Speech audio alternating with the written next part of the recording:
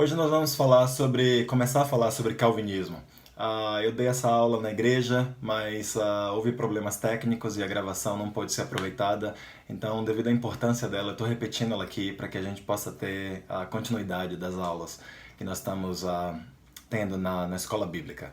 O calvinismo é um sistema reformado de teologia. Eu falo reformado porque João Calvino estava no contexto do cristianismo, onde ele buscou reformar várias das doutrinas católicas existentes. Então a gente chama isso de sistema reformado de teologia, desenvolvido por João Calvino.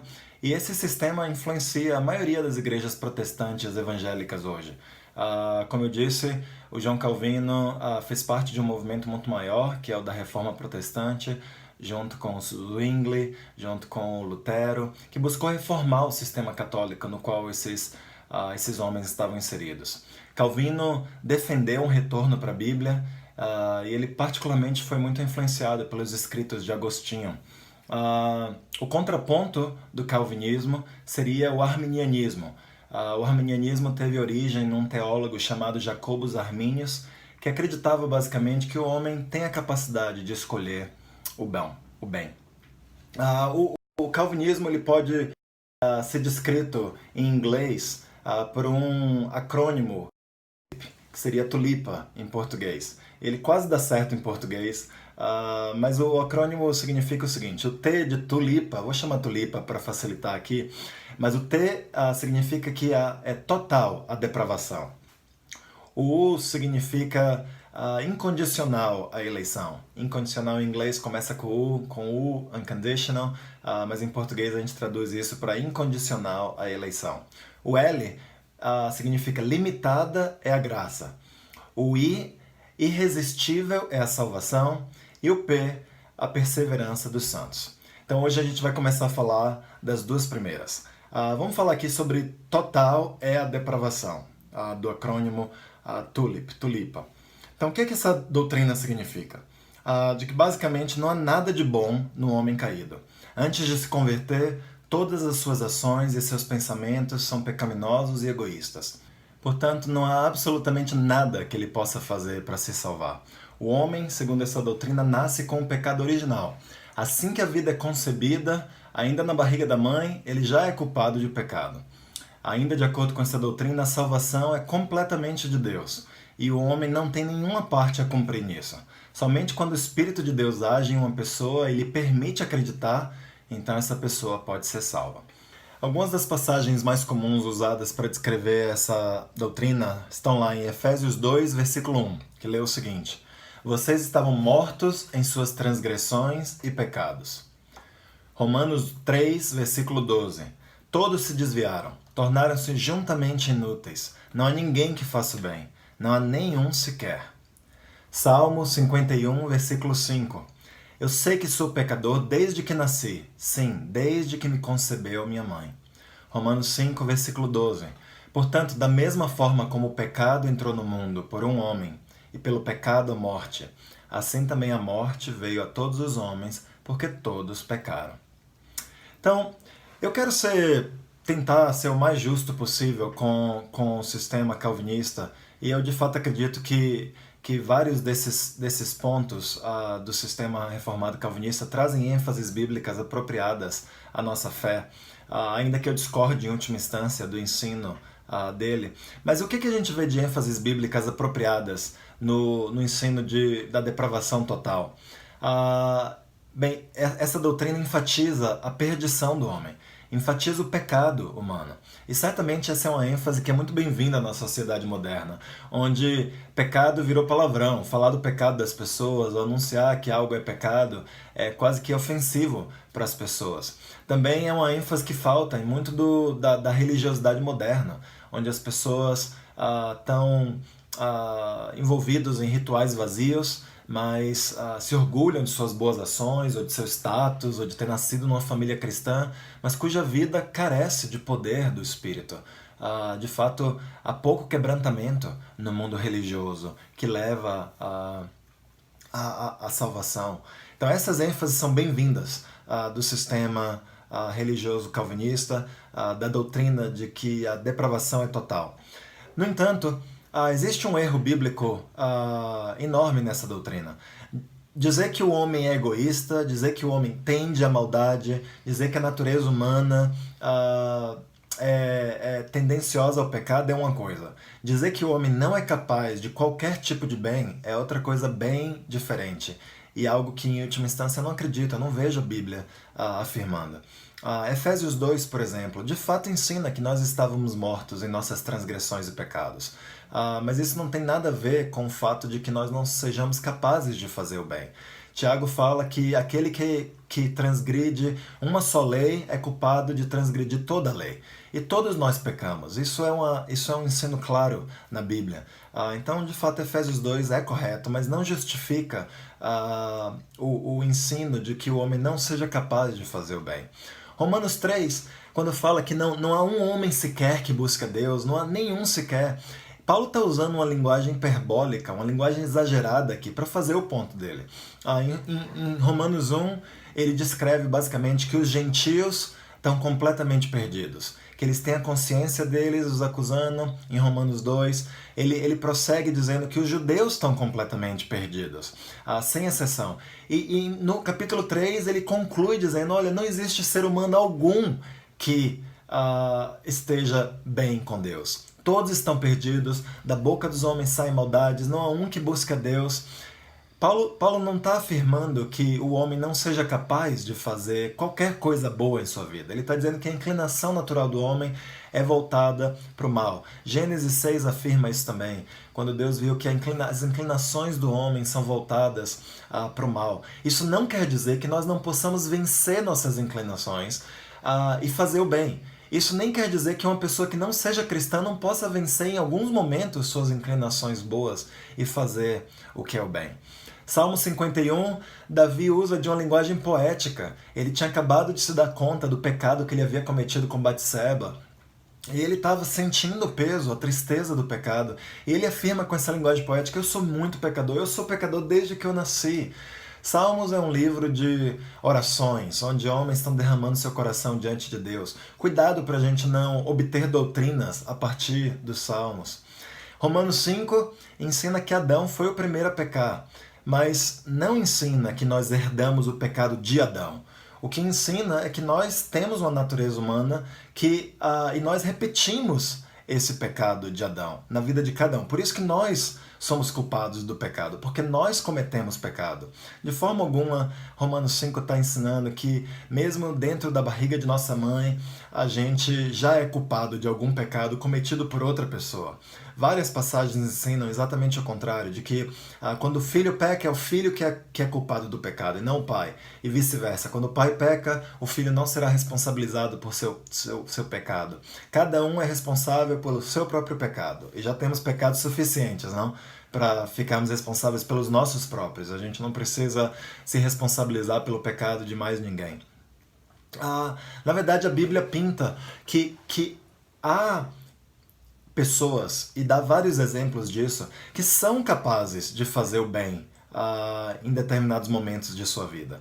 Por exemplo, Romanos 5, versículo 7, Paulo diz, na mesma passagem que é usada pelos calvinistas para defender o pecado original, Romanos 5, 7, dificilmente haverá alguém que morra por um justo, embora pelo homem bom, talvez alguém tenha coragem de morrer. Então Paulo está supondo aqui que existem homens bons, que existem pessoas que de alguma forma são consideradas pessoas boas.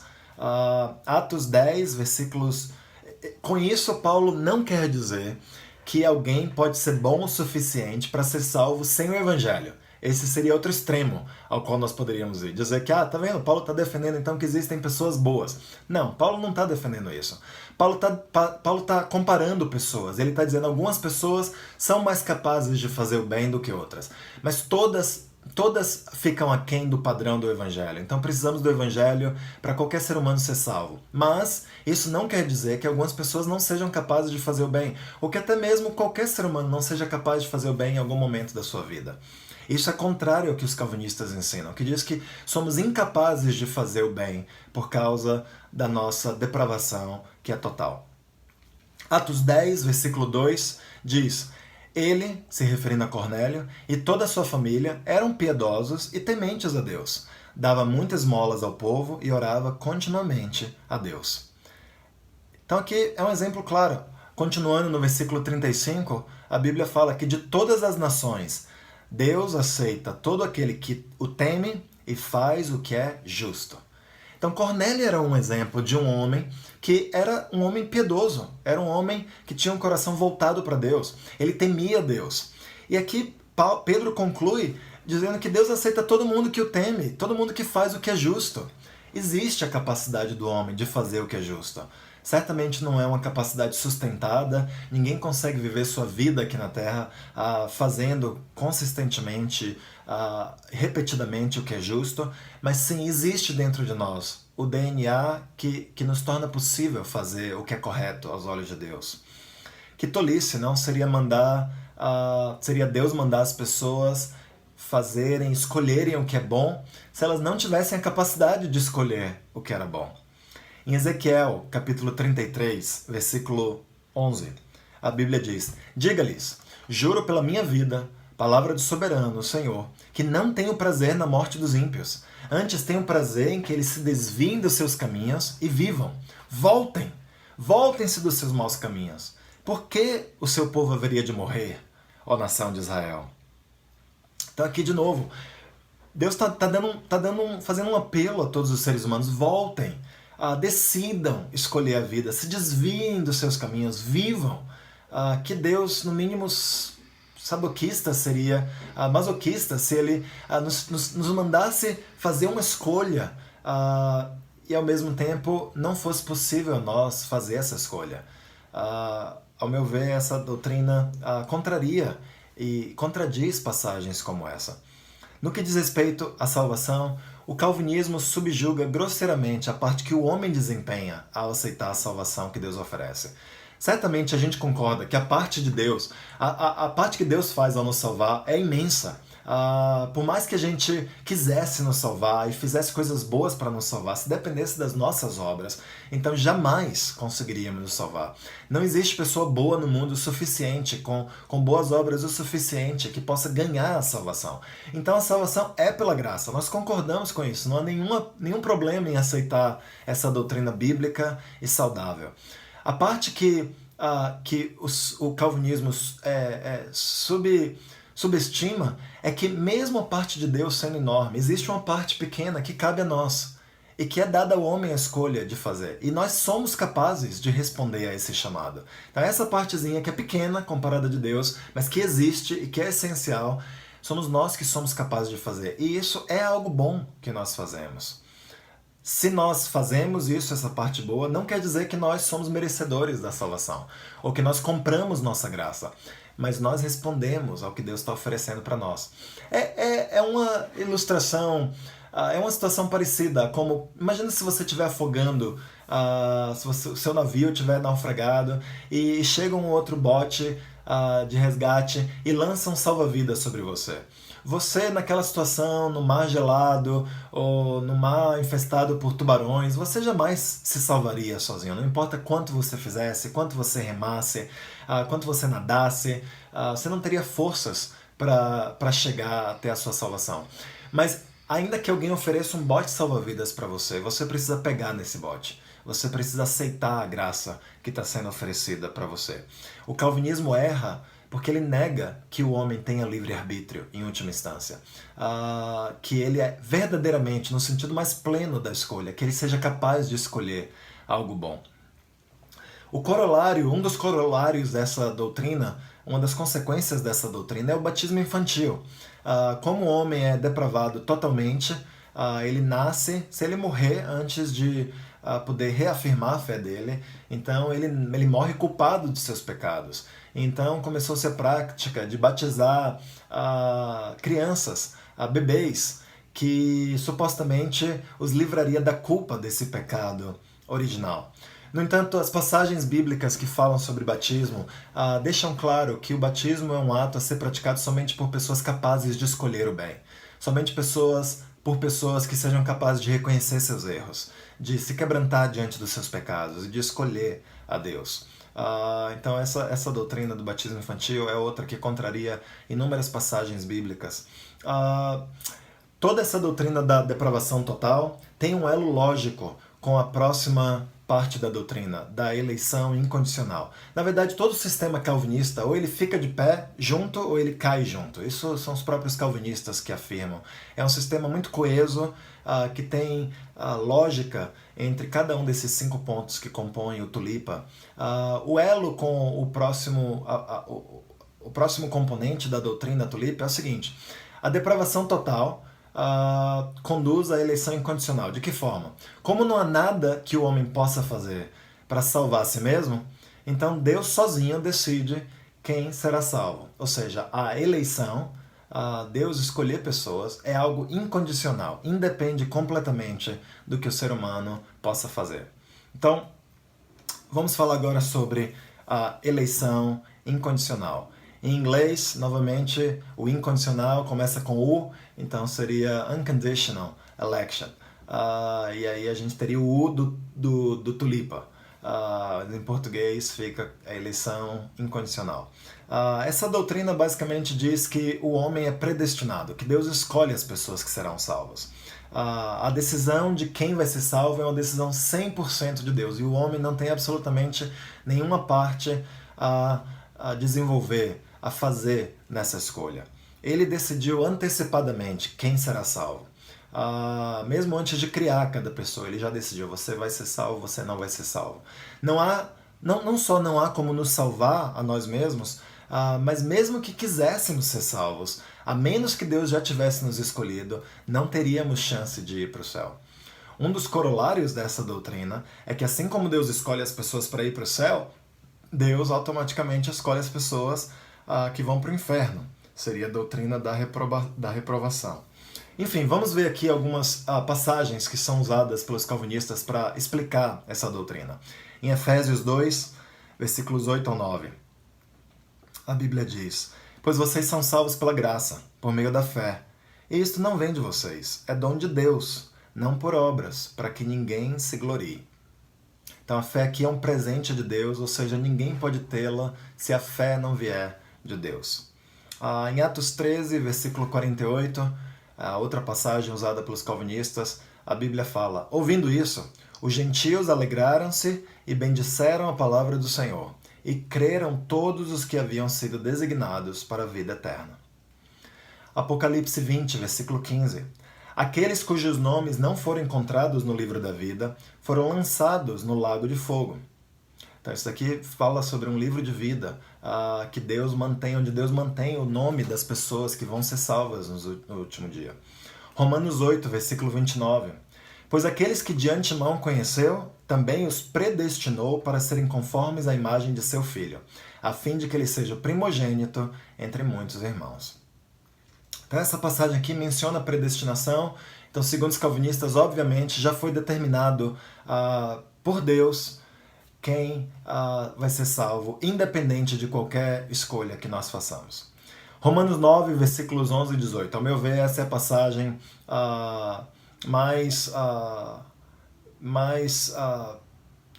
que contém um argumento mais forte usada pelos calvinistas. Ela diz o seguinte: todavia, antes que os gêmeos nascessem, ele está se referindo a Esaú e a Jacó, ou fizessem qualquer coisa boa ou má, a fim de que o propósito de Deus conforme a eleição permanecesse, não por obras, mas por aquele que chama, foi dito a ela: o mais velho servirá ao mais novo. Como está escrito: eu amei Jacó, mas eu rejeitei Esaú. E então, que diremos? Acaso Deus é injusto? De maneira nenhuma. Pois ele diz a Moisés: terei misericórdia de quem eu quiser ter misericórdia, e terei compaixão de quem eu quiser ter compaixão. Portanto, isso não depende do desejo ou do esforço humano, mas da misericórdia de Deus. Pois a Escritura diz ao faraó: eu o levantei exatamente com este propósito, mostrar em você o meu poder, e para que o meu nome seja proclamado em toda a terra. Portanto, Deus tem misericórdia de quem ele quer, e endurece a quem ele quer. A gente vai falar sobre essas escrituras daqui a pouco. A última passagem que eu quero ler aqui, usada pelos calvinistas para defender a eleição incondicional, Filipenses 2, versículo 13. Pois é Deus quem efetua em vocês tanto querer quanto realizar, de acordo com a boa vontade dele. Bem, qual que é a ênfase bíblica boa de toda essa doutrina? Ela enfatiza a soberania de Deus. A outra verdade que está em falta em nosso mundo egoísta, onde cada um parece ter a sua verdade, onde cada um parece querer determinar o curso de sua vida. Também é verdade que Deus está disposto a salvar homens e mulheres de qualquer raça, de qualquer classe social, de qualquer origem religiosa, e a salvação é incondicional nesse sentido, em que Deus não faz acepção de pessoas, Ele quer salvar todos, não importa qual seja o fundo religioso de alguém, ou fundo cultural, ou fundo socioeconômico, ou a cor, ou qualquer outro sentido. A eleição não depende de características das nossas famílias, ou do nosso ambiente, ou da nossa cultura, ou do nosso do que faz o nosso biotipo, ou qualquer coisa assim. Então, nesse sentido, é uma boa ênfase bíblica de que Deus não faz acepção dessas coisas. No entanto, existem inúmeros erros nessa doutrina. Bem, para começar, vamos analisar as passagens uma a uma. Efésios 2, do 8 ao 9, não ensina que a fé é um presente de Deus. Embora, em última instância, Deus nos ajude a acreditar e Ele trabalha em nossas vidas até para nós acreditarmos, por meio da palavra dEle, por meio dos cristãos, por meio das circunstâncias. Efésios 2, do 8 ao 9, diz que a salvação é um presente de Deus e que isso vem pela graça e não pelas obras. Então, não seria correto afirmar que a fé é um presente de Deus. E sim que a graça, que a salvação é um presente de Deus. Atos 13, versículo 48, certamente discute o envolvimento de Deus na salvação do homem. Mas Atos 13, 46 fala o seguinte: porém, Paulo e Barnabé falaram com mais coragem ainda. Eles disseram: era necessário que a palavra de Deus fosse anunciada primeiro a vocês que são judeus. Mas como vocês não querem aceitá-la e acham que não merecem receber a vida eterna, então agora nós vamos anunciar a palavra aos não-judeus. Então aqui, certamente, em Atos 13, versículo 48, a Bíblia fala que creram todos os que haviam sido designados para a vida eterna. Mas isso não quer dizer que essa designação tenha sido algo que foi feita independente do que o homem fez. Porque Atos 13, 46 afirma que aquelas pessoas a quem Paulo havia pregado não queriam aceitá-la. Elas não se consideravam dignas da vida eterna. Então existe uma parte que coube ao homem na aceitação e na rejeitação do Evangelho. Apocalipse 20 menciona o livro do Cordeiro, mas lá em Apocalipse 3, versículo 5, infere-se que é possível que nossos nomes sejam apagados do livro da vida. Olha o que fala lá em Apocalipse 3, versículo 5. Aqueles que conseguirem a vitória serão vestidos de branco, e eu não tirarei o nome dessas pessoas do livro da vida. Eu declararei abertamente na presença do meu Pai e dos seus anjos que elas pertencem a mim. Ora, se aqueles que conseguirem a vitória serão vestidos de branco, então aqueles que não conseguirem a vitória, e o contexto aqui claramente permite a qualquer pessoa conseguir a vitória, então quem não conseguir a vitória vai ter seus nomes tirados do livro da vida. Outra passagem que fala sobre o livro da vida é Salmo 69, nos versículos 27 a 28. Toma nota de todos os pecados deles. Não os deixe tomar parte na tua salvação, o salmista está dizendo a Deus. Que o nome deles seja riscado do livro da vida e que não seja colocado na lista dos que te obedecem. Então aqui a gente tem o livro da vida sendo mencionado novamente. Então o fato de Apocalipse 20 mencionar o livro da vida não defende nem a noção de que o homem tem uma parte na sua salvação, nem a noção contrária. Simplesmente dá um fato para o ser humano. Deus mantém o nome dos salvos numa lista. Mas não quer dizer que essa lista é imutável. Ou seja, que uma vez que Deus tenha feito essa escolha, que essa escolha não pode ser mudada. Romanos 8, 29 diz que os cristãos estão predestinados a se tornarem como Cristo. Mas isso não é a mesma coisa que dizer que eles são predestinados à salvação. O que Romanos 8, 29 está dizendo é que todos os cristãos que seguirem a Cristo, né, quase que dizendo a mesma coisa aqui, todos os que seguirem a Cristo estão destinados a se tornarem semelhantes a Ele. Então, se nós perseverarmos, seguindo a Jesus, o Espírito que habita dentro de nós está nos transformando, 2 Coríntios 4, e nós vamos ter uma glória cada vez maior, ou seja, nós vamos ser cada vez mais parecidos. Esse é o nosso predestino, se nós seguirmos a Cristo. Então, se seguimos a Jesus, então estamos predestinados a sermos mais como Jesus. Mas isso não quer dizer que Deus nos predestinou à salvação. É uma escolha nossa seguir ou não a Jesus Cristo. Romanos 9. O que Romanos 9 está dizendo? Bem, Romanos 9 está dizendo basicamente que Deus sempre fez escolhas e ele tem o direito de fazer escolhas. A questão real é, as escolhas de Deus precluem a ação do homem, precluem as escolhas de Deus, eliminam a possibilidade do homem realizar escolhas? Não, absolutamente não preclui. Jacó e Esaú, ambos tinham problemas de caráter, mas Jacó aceitou a disciplina de Deus e se tornou um homem de fé, enquanto que Esaú não aceitou a disciplina de Deus e não se tornou um homem de fé. A passagem aqui, a parte dessa passagem que mais causa a controvérsia é quando ele diz, eu amei Jacó, mas eu rejeitei Esaú. Então, o que diremos? Acaso Deus é injusto? De maneira nenhuma. Pois ele diz a Moisés, eu terei misericórdia de quem eu quiser ter misericórdia, eu terei compaixão de quem eu quiser ter compaixão. Portanto, isso não depende do desejo ou do esforço humano, mas da misericórdia de Deus. Bem, se não depende do desejo ou do esforço humano, então certamente não pode caber a nós a escolha de fazer o bem ou de querer o bem. Mas eu não acredito que é isso que acontece.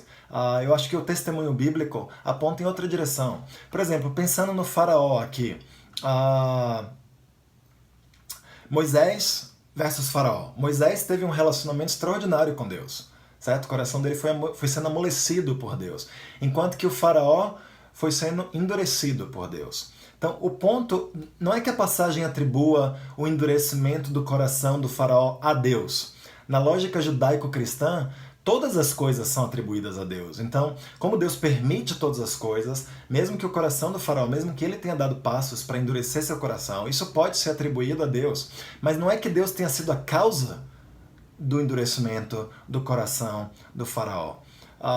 Deus certamente quer salvar todas as pessoas. A gente vai ver isso adiante. E a gente já leu passagens como Ezequiel 33. Eu não me alegro na morte de ninguém. Deus oferece, Deus está trabalhando na vida de todos os seres humanos.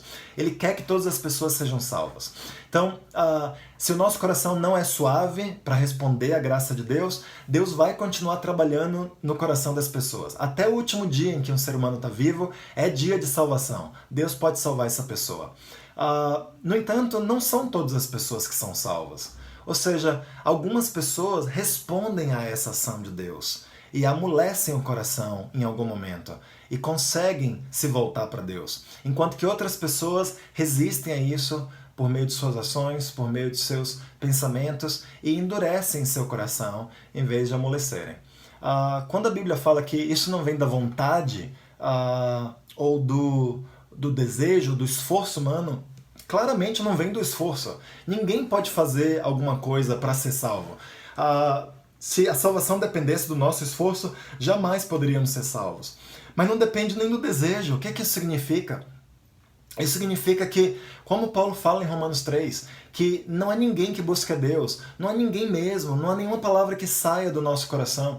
Certamente nenhum de nós pode clamar com uma presunção religiosa que nós buscávamos a Deus, ou de que pelo menos nós tivemos o mérito, como cristãos, de responder ao chamado de Deus, e foi por isso que Deus nos salvou. Não, isso é uma possibilidade eliminada pelas Escrituras. Mesmo nós que nos tornamos cristãos, que respondemos a essa graça, fizemos isso porque Deus trabalhou em nossa ação, Deus trabalhou em nosso querer, em nosso realizar, como Filipenses 2 afirma. Ele faz isso com todos os seres humanos. Mas claramente nas Escrituras existe uma parte, ainda que seja bem pequena. O mérito é majoritariamente de Deus, mas existe uma parte que é nossa de aceitar isso. Quando a gente diz que a salvação não vem do esforço, do desejo humano, isso quer dizer que a gente não pode se orgulhar de nada em nossos corações que nos levou a Deus. Deus trabalhou em nossa vida. Deus nos trouxe até o momento, a encruzilhada, em que nos vimos sem escolha, onde nos vimos, precisamos aceitar essa graça de Deus. Fomos constrangidos pelo amor de Deus. Mas essa disposição de aceitar é algo que cabe ao ser humano. Não é motivo para nos orgulharmos, mas é algo que cabe somente ao ser humano. Deus nos dá essa prerrogativa de escolher o que fazer com a graça que Ele nos dá. A verdadeira pergunta aqui sobre Esaú, sobre Jacó, não é que Deus causou o endurecimento do coração de Esaú, que Deus criou um ser humano, um bebezinho, já odiando a ele. Nada disso. Deus deu todas as oportunidades para Esaú se voltar para Deus. Mas as escolhas que Esaú foi tomando na vida o impediram de entrar num relacionamento salvífico com Deus. A mesma coisa com Faraó. Deus causou o endurecimento do Faraó para dar glória ao seu nome? Não, Deus nunca precisa endurecer uma pessoa para trazer glória para o seu próprio nome. Deus usa, Deus aproveita do endurecimento do coração das pessoas que elas mesmas escolhem para trazer glória para o seu nome. Porque Deus não desperdiça nem mesmo nossos pecados. Mas isso não quer dizer que Deus causa essas coisas. A decisão do Faraó de desobedecer a Deus foi a verdadeira causa de ele ter tido o seu coração endurecido. Em um sentido, a predestinação é uma doutrina bíblica. Deus de fato nos predestina. Mas de que forma Deus predestina? A pergunta é essa. Deus nos predestina de acordo com sua escolha arbitrária? Ou de acordo com seus propósitos, que não tem nada a ver com nossa escolha? Não. Deus nos escolhe baseado em ações, em escolha que nós fazemos. Em um sentido, estão predestinados a serem escolhidos todos os que decidirem escolher os caminhos de Deus. Se você decide obedecer a Deus, então você é predestinado a ser salvo, a ser eleito. Se você desobedece os caminhos de Deus, então você também é predestinado a não estar com Deus, a ser reprovado no último dia. Uma ilustração que eu gosto é o sol. O sol brilha sobre tudo que há no mundo. Ele brilha sobre a manteiga, ele brilha sobre a lama. Mas há algo na manteiga que faz ela derreter debaixo do sol. E há algo na lama que faz ela endurecer debaixo do sol. Falando em solo, Jesus disse a mesma coisa na parábola do semeador. A semente cai indistintamente sobre os 4 tipos de solos, mas apenas um deles dá frutos. Os outros solos não dão. O problema não está com a semente, o problema não está com a luz do sol. Ela brilha sobre todos. Mateus 5 ensina que Deus faz o sol raiar sobre os justos e sobre os injustos. Deus ama a todos, indistintamente. Deus não escolheu alguns em favor de outros. Mas há algo no solo, há algo na natureza do nosso coração que decide escolher a Deus ou que decide rejeitar a Deus. O ponto de Romanos 9 é exatamente esse. Deus tem a prerrogativa de ele escolher o que ele quer fazer. Ninguém pode questionar isso. Agora, a gente sabe que Deus é um justo juiz e que Deus sempre escolhe fazer o que é certo. E que ele permite ao homem fazer suas próprias escolhas morais. E que o homem sempre vai responder por essas escolhas morais. A soberania de Deus, por um lado, e a liberdade do homem em escolher entre o bem e o mal, do outro lado, eles sempre caminham de mãos dadas. Não podemos eliminar nenhuma dessas duas doutrinas, por mais difícil que seja juntar as peças desse quebra-cabeça. Por mais difícil que seja entender como isso ocorre, quando a gente abre mão de uma das duas doutrinas, a soberania de Deus, por um lado, e a liberdade do homem em escolher, por outra, a gente tem problemas. E eu gosto muito dessa passagem de Atos 2, 23, porque ela ilustra como essas duas doutrinas coexistem ao mesmo tempo. Então, Atos 2, 23, diz o seguinte: Este homem lhes foi entregue por propósito determinado e pré-conhecimento de Deus, e vocês, com a ajuda de homens perversos, o mataram, pregando na cruz. Então aqui a gente vê duas coisas acontecendo ao mesmo tempo. Uma, Deus tinha pré-conhecimento da ação de Judas e dos israelitas que entregaram Jesus à morte. Mas, por outro lado, foram vocês, Judas e aqueles homens, homens perversos, que o mataram. Então as duas coisas coexistem ao mesmo tempo. O pré-conhecimento de Deus, a soberania de Deus sobre todas as coisas, e o fato de que o homem tem a escolha e vai ser responsabilizado por sua escolha moral. É útil entender como o conceito de escolha e de predestinação ocorre na Bíblia. A escolha da nação de Israel, por exemplo, era uma garantia de que todos os israelitas seriam salvos? Olha o que Mateus 3, versículos 7 a 10 diz. Quando viu que muitos fariseus e saduceus vinham para onde ele estava batizando, disse-lhes, raça de víboras, quem lhes deu a ideia de fugir da ira que se aproxima? Deem fruto que mostre o arrependimento.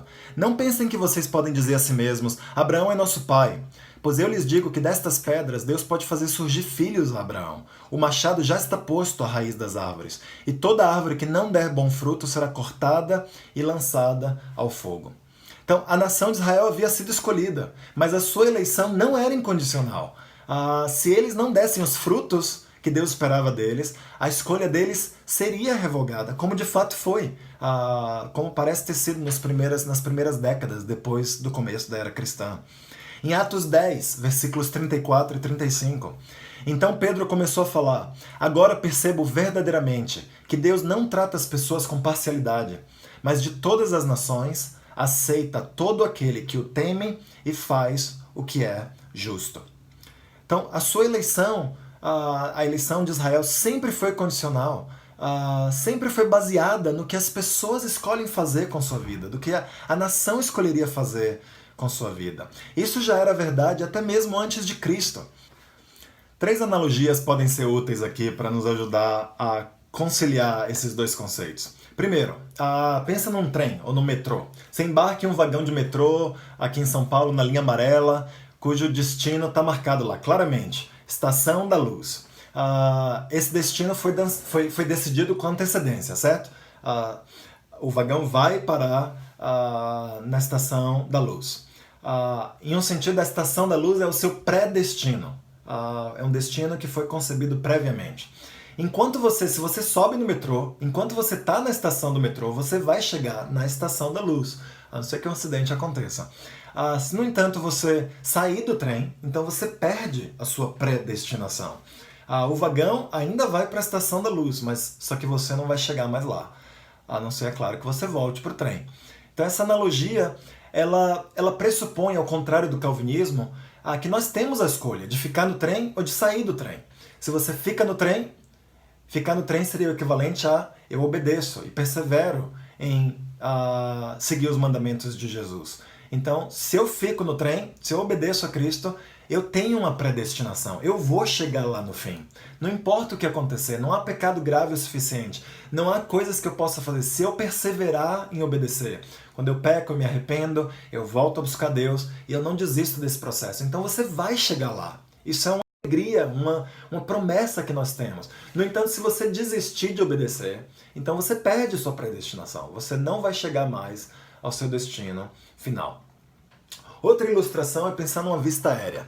Imagina que você está no topo de um edifício e você consegue ver duas perpendiculares uma à outra que vão se cruzar. Você consegue ver o cruzamento, mas quem está vindo da rua direita não consegue ver quem está vindo da outra rua e vice-versa. E de repente você vê 2 carros em alta velocidade vindo e você, do alto do edifício, consegue ver que eles vão bater. Então, do seu ponto de vista, você pode ver algo, você pode ver o acidente mesmo antes de ele acontecer.